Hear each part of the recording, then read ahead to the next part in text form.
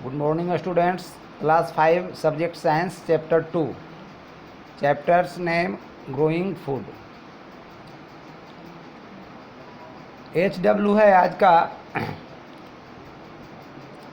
Harvesting, threshing, winnowing, storage. ये चार define है। ये चार डिफाइन आपको राइट करना है, रिमेंबर करना है। इसके बाद रिमेंबर करके फिर उसे राइट करके देखना है। जब स्कूल खुलेगा तो फिर इसको हम लोग देखेंगे। तो आज का होमवर्क यही है, harvesting the process of cutting and gathering crop after they are mature is called harvesting. जब फसल परिपक्व हो जाते हैं, मैच्योर हो जाते हैं, तो उसकी कटाई होती है, उसे ही हम हार्वेस्टिंग कहते हैं। तो ये हार्वेस्टिंग क्या है आप समझ गए। दूसरा पॉइंट है threshing.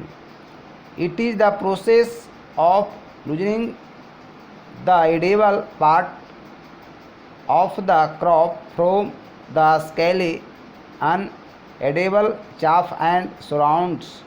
It is can be done manually or through a machine. इस जब क्रॉप तैयार हो जाते हैं, फसल जब तैयार हो जाते हैं, तो उसकी मंजाई होती है, या अपने हाथों से करें, या जानवर से करें, या मशीन से करें। यानी उसके भूसे और क्रॉप दोनों जो है वो सेपरेट हो जाते हैं बाई थ्रेसिंग के द्वारा, यानी उसको हम मंजाई कहेंगे। Winnowing, in this process the threshed crop are tossed in the air to separate the lighter particles of chaff. इसको हम लोग ओसौनी कहते हैं, गाँव में ओसौनी करना कहते हैं। कुछ पौधे के पार्ट्स, क्रॉप के पार्ट्स जो अनाज के साथ यानी क्रॉप के साथ जो पार्ट्स हल्के होते हैं, वह थ्रेसिंग के बाद कुछ रह जाते हैं, जिसे हवा में हम लोग उसे उड़ा देते हैं, उसे हम विनोइंग कहते हैं। इसके बाद अगला पॉइंट है storage.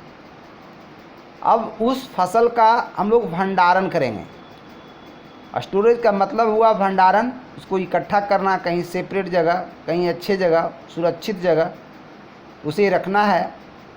The harvested crops need to be kept safe from moisture, insect and rats. इसे मॉइस्चर से, उसे कीट से, चूहे से इसे बचाना है। इसलिए इसे स्टोरेज भी करना ज़रूरी है। तो इसी को हम लोग स्टोरेज कहते हैं, भंडारण कहते हैं। That's all, thank you.